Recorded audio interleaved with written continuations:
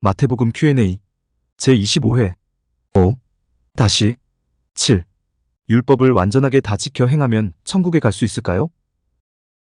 예수님의 팔복, 아니 구복에 관한 말씀을 듣고 또 예수님의 너희는 빛이요 너희는 소금이라는 선포를 듣고 이스라엘 백성들은 예수님이 율법을 폐하러 오신 분일 줄도 모른다는 생각을 했습니다. 이스라엘 백성들의 삶을 힘들고 어렵게 하는 율법을 없이 하기 위해서 예수님께서 오신 것일 수도 있다는 생각을 했습니다. 이렇게 생각하는 이스라엘 백성들에 대해 예수님은 마태복음 5장 17절로 18절 내가 율법이나 선지자를 폐하러 온 줄로 생각하지 말라. 폐하러 온 것이 아니요 완전하게 하려 함이라. 진실로 너희에게 이르노니 천지가 없어지기 전에는 율법의 1.1획도 결코 없어지지 아니하고 다 이루리라라고 선포하셨습니다. 예수님은 유대교에 의해서 왜곡되고 유대교에 의해서 각색되고 유대교에 의해서 뒤틀려진 율법, 즉 유대교의 율법을 하나님께서 원래 율법을 주실 때의 율법, 즉 하나님의 율법으로 바로 세우기 위해 오셨다고 말씀을 하시는 것이었습니다. 사람들을 힘들게 하고 사람들을 어렵게 하고 심지어 사람들을 죽이기까지 하는 유대교의 율법을 오직 사람을 살리기만 하는 하나님의 율법으로 완전하게 하기 위해 오셨다고 말씀을 하시는 것이었습니다. 그 말씀이 율법을 완전하게 하겠다. 율법의 1.1획도 다 이루시겠다라는 말씀이셨습니다. 여기까지의 내용을 이해하시는 데에는 여러분도 그렇게 어렵지는 않으셨을 것입니다. 그런데 계속해서 이어지는 예수님의 말씀이 잘 이해가 가지 않습니다. 도대체 무슨 말씀을 하시고자 하는지 잘 모르겠습니다.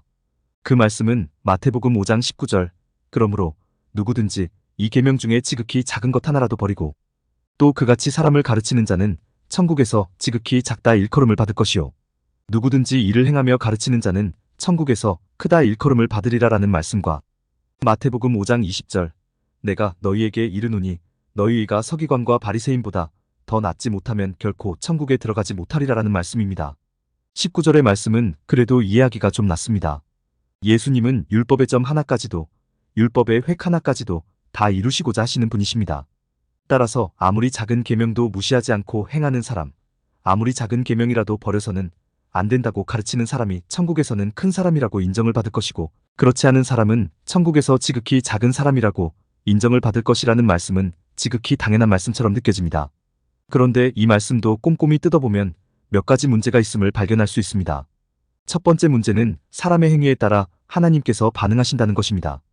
율법의 하나라도 버리지 않고 모든 율법을 잘 지키고 행한 사람은 분명히 크다고 하셨고 율법의 하나라도 버린 사람은 분명히 작다고 하셨습니다. 즉 사람을 향한 하나님의 평가가 사람의 행위에 따라 좌지우지되는 것입니다. 이런 하나님은 상벌의 하나님이십니다. 이런 하나님은 보상의 하나님이십니다. 이런 하나님은 유대교의 하나님이십니다. 예수님께서 이런 하나님을 말씀하신다는 것은 말이 되지 않습니다. 또 예수님은 천국에서 지극히 작다 일컬음을 받을 것이요라고 말씀하셨고 천국에서 크다 일컬음을 받으리라라고 말씀하셨습니다. 여러분께 여쭈어 보겠습니다. 여러분은 이 말씀이 말이 된다고 생각하십니까? 말이 되지 않는다고 생각하십니까? 이 말씀은 말이 되지 않습니다. 어떻게 천국에 크고 작음이 있을 수 있습니까? 크고 작음이 있다면 이미 그곳은 천국이라고 할 수 없습니다. 크고 작음이 있다는 것은 비교가 있다는 뜻입니다. 비교가 있다는 것은 시기와 질투가 있다는 뜻입니다.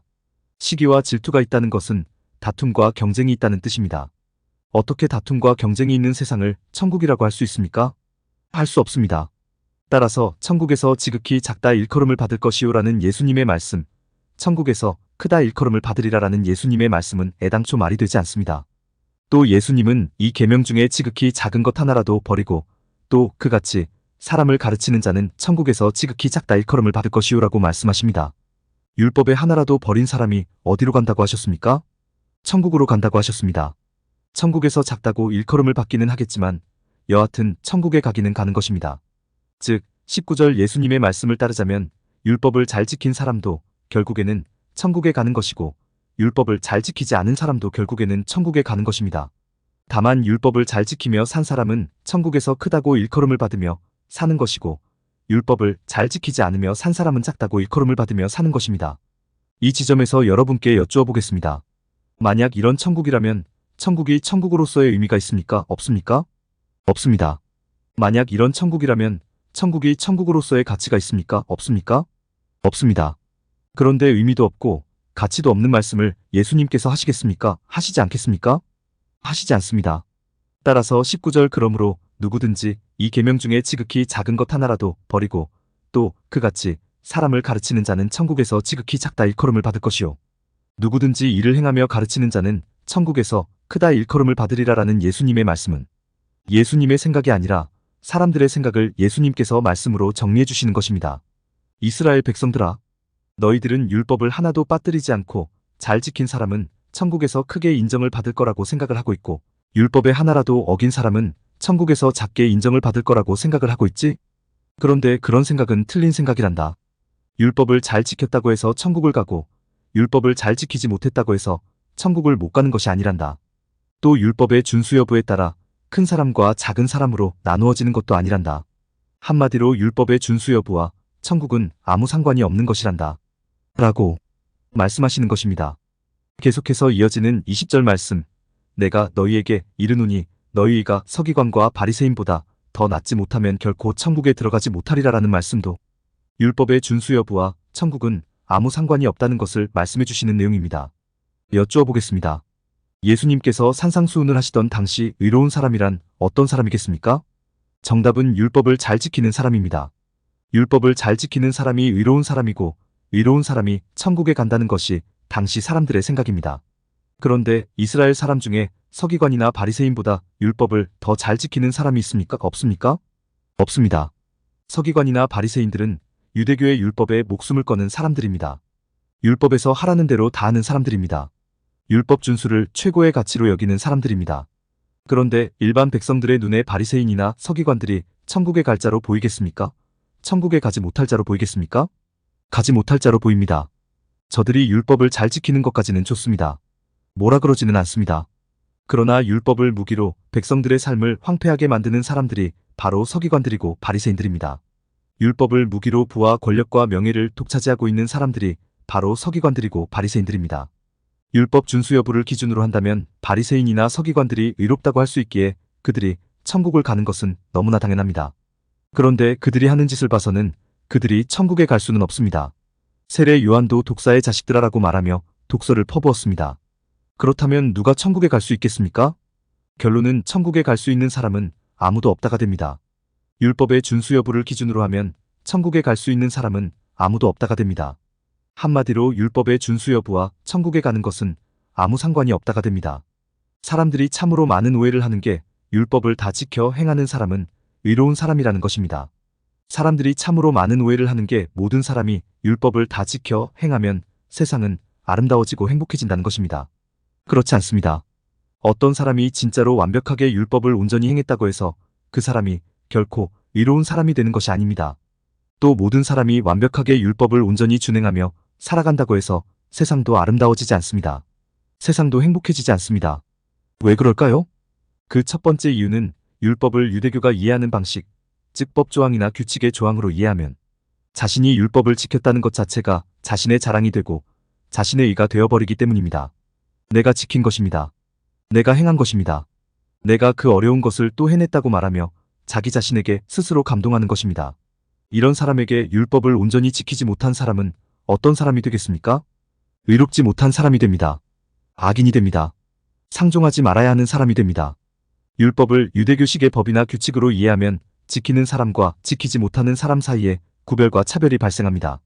구별과 차별이 있는 세상은 결코 아름다운 세상, 결코 행복한 세상이 될 수 없습니다. 두 번째 이유는 율법을 유대교가 이해하는 방식, 즉 법조항이나 규칙의 조항으로 이해하면 그 안에 사랑이 없기 때문입니다. 내가 율법을 다 지켜 행했다고 해서 내가 사랑을 베푼 것이 아닙니다. 다만 율법을 온전히 지켰을 뿐입니다.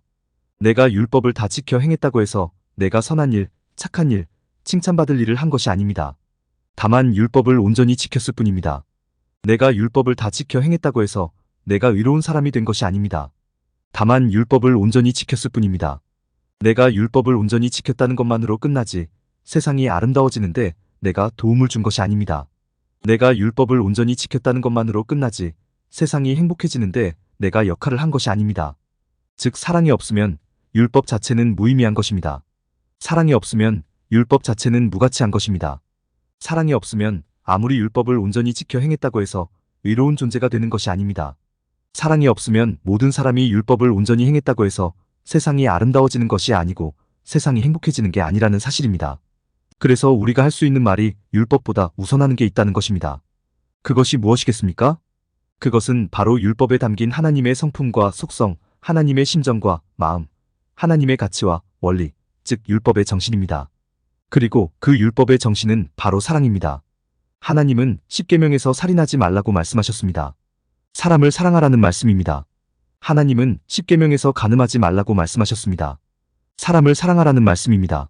하나님은 십계명에서 도둑질하지 말라고, 이웃에 대하여 거짓 증거하지 말라고, 이웃의 것을 탐내지 말라고 말씀하셨습니다. 이웃을 사랑하라는 말씀입니다. 전부 사랑하라는 말씀입니다. 그리고 이 말씀을 하시기에 앞서 나 외에는 다른 신을 두지 말라고 하셨고, 너를 위하여 새긴 우상을 만들지 말라고 하셨고, 하나님의 이름을 망령되이 부르지 말라고 하셨고, 안식일을 기억하며 거룩하게 지키라고 말씀하셨습니다. 하나님을 알라는 말씀입니다. 왜 하나님을 알라고 말씀하십니까? 모든 사랑의 근원이 하나님이시기 때문입니다. 하나님을 알면 저절로 사랑을 행할 수 있는 존재가 되기 때문입니다. 그렇습니다. 율법에 담긴 뜻, 즉 율법의 정신은 사랑입니다. 다른 식으로 표현하면 하나님은 시내산에서 모세에게 율법을 주신 것이 아니라 사랑을 주신 것입니다. 사랑을 가르쳐 주신 것입니다. 그런데 이스라엘은 그 율법의 정신을 이해하지 못했습니다. 율법에 담긴 사랑을 깨닫지 못했습니다. 사랑을 행하는 대신 율법을 온전히 지키는 데만 애를 썼습니다. 그러니 세상이 달라지지 않습니다. 그러니 세상이 아름다워지지 않습니다. 그러니 세상이 행복해지지 않습니다. 오히려 율법의 준수 여부를 기준 삼아 더 심한 구별과 더 심한 차별을 만들어냈고 스스로 불행의 길을 걸어갔습니다. 그래서 오신 분이 누구십니까? 그래서 오신 분이 예수님이십니다. 율법에 담긴 뜻이 바로 사랑이라는 것을 가르쳐 주시기 위해 하나님께서 육신을 입고 예수님으로 직접 이 땅에 오셨고 또 어떻게 사랑을 행해야 하는지 본을 보여주시기 위해 하나님이신 예수님께서 직접 죽기까지 하셨습니다. 그래서 예수님께서 율법을 완성하신 것입니다. 결론을 맺겠습니다. 오늘 예수님은 율법으로는 하나님의 나라를 이룰 수 없다고 말씀하셨습니다. 모든 사람이 율법을 다 지켜 행해도 하나님의 나라를 이룰 수 없다고 말씀하셨습니다. 율법에 들어있는 율법의 정신, 즉 하나님의 사랑과 은혜를 이해하지 못하면 율법을 지키는 것만으로 하나님의 나라를 이룰 수 없다고 말씀하셨습니다. 그렇다면 앞으로 산상수훈에서 전개될 예수님의 말씀은 어떤 말씀이겠습니까? 율법을 법조항으로 이해하며 반드시 지켜야 한다고 강조하는 유대교의 한계를 밝히는 말씀이 이어질 것입니다. 그리고 율법의 준수 여부가 아니라 하나님의 사랑과 은혜의 원리를 알아야 한다는 말씀이 이어질 것입니다. 공감이 되었다면 구독과 좋아요, 알림 설정 부탁드립니다. 하나님의 말씀을 바르게 전하는데 큰 도움이 될 것입니다. 평등하고 공정하며 정의롭고 행복한 세상을 이루는데 큰 도움이 될 것입니다.